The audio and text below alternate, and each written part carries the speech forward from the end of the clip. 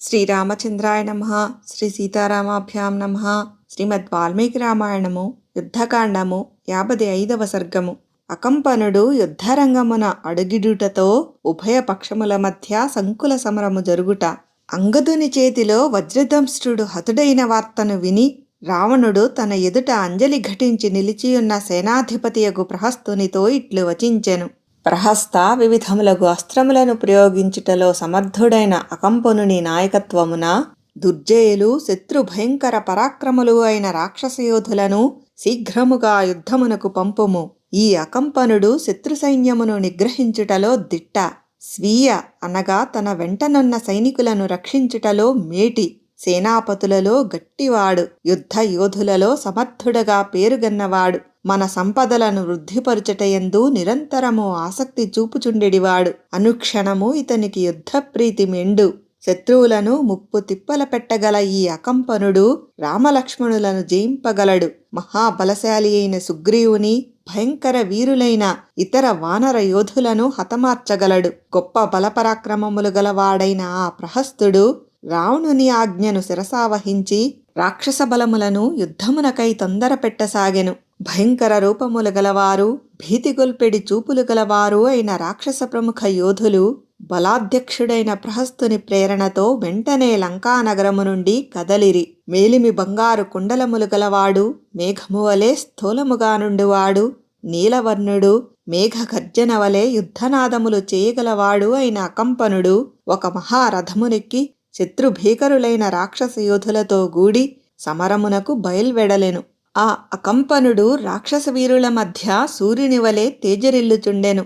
ఘోర యుద్ధమునందును దేవతలకు సైతము అతడు తొణకడు. యుద్ధోత్సాహముతో రోషావేశపూరితుడై త్వరగా సాగిపోవుచున్న అతని యొక్క రథాశ్వములను హఠాత్తుగా మాంద్యము ముంచెత్తెను, అనగా దైన్యము ఆవరించెను. యుద్ధము చేయుట కొరకు తహతహపడుచున్నవాడైన ఆ అకంపనుని యొక్క ఎడమ కన్ను అదిరెను.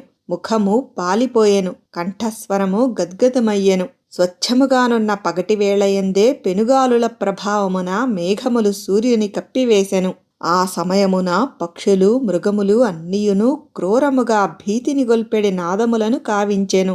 సింహము వలె ఉన్నతమైన భుజములు గలవాడు, పెద్ద పులివలే పరాక్రమించువాడు అయిన ఆ అకంపనుడు ఆ అపశకునములను లక్ష్యపెట్టక కదనరంగమునకు బయలుదేరెను. రాక్షస యోధులతో గూడి ఆ అకంపనుడు సాగిపోవుచున్న సమయమున సాగరమును కల్లోలపరచుచున్నట్లుగా కోలాహల ధ్వనులు చెలరేగెను.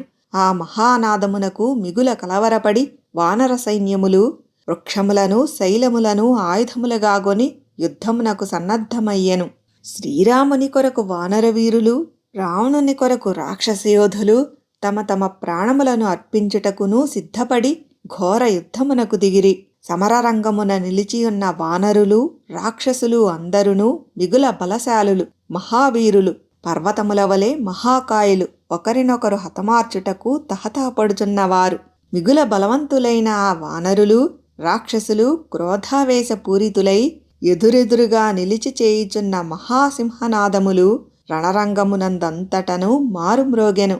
వానర రాక్షసుల యొక్క పాద ఘట్టనలకు చెలరేగిన ఎర్రని దుమ్ములు నలు దిశలను కప్పివేయుచు మిక్కిలి భయంకరముగా తోచెను. యుద్ధరంగమున చెలరేగి పట్టువస్త్రపు వన్నెతో ఒప్పుచున్న ఆ దుమ్ములు సమస్త ప్రాణులను కప్పివేసినవి. అందువలన ఆ ఇరుపక్షముల వారు ఒకరికొకరు కనబడకుండిరి. ఆ ధూళి ప్రభావమున ధ్వజములుగాని, పతాకములుగాని, కవచములుగాని, అశ్వములుగాని, ఆయుధములుగాని, రథములుగాని ఏమాత్రము కనబడకుండెను. ఆ సంకుల సమరమున భయముతో గగ్గోలు పెట్టుచు పరుగులు తీయుచున్న ఆ యోధుల యొక్క మహానాదములు వినపడుచున్నవి గాని వారి రూపములు మాత్రము గోచరమగుటలేదు. దుర్దినముగా మారిన, అనగా సూర్యరశ్మి లేని ఆ సమయమున చీకట్లు అలముకొనుటచే యుద్ధరంగమున ఒకరినొకరు గుర్తింపలేక వానరులను వానరులే, రాక్షసులను రాక్షసులే చంపుకొనుచుండిరి. వానరవీరులు, రాక్షసయోధులు ఆ అయోమయ స్థితిలో తమ వారిని, శత్రువులను చంపుకొనుచుండుటచే రణభూమి అంతయు రక్తములతో తడిసి బురదతో నిండిపోయెను.